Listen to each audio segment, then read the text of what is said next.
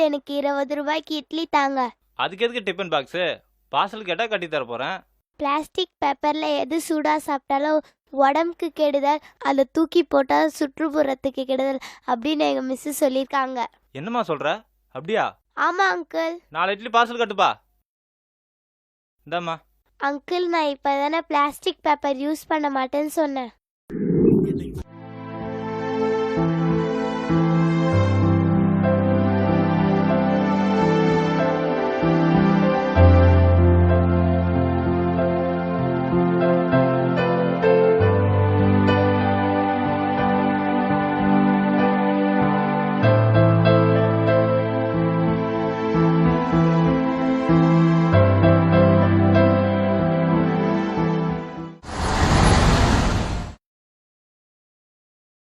என்னடா ஆச்சு?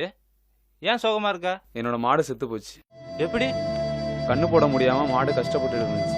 மாட்டு டாக்டர் வந்து பார்த்தப்போ வயிற்றுலேருந்து நிறைய பிளாஸ்டிக் பேப்பர்லாம் எடுத்தாங்க.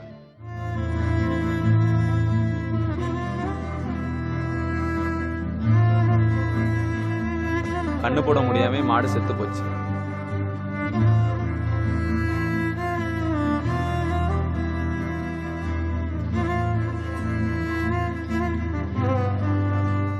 பிளாஸ்டிக் பேப்பரால மாடு செத்து போச்சா? மாடு என்னடா பண்ணும் பாவம். சரி விடு, பார்த்துக்கலாம்.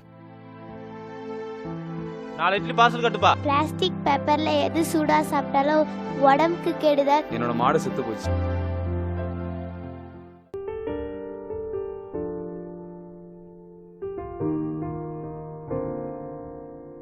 One small act can make big differences.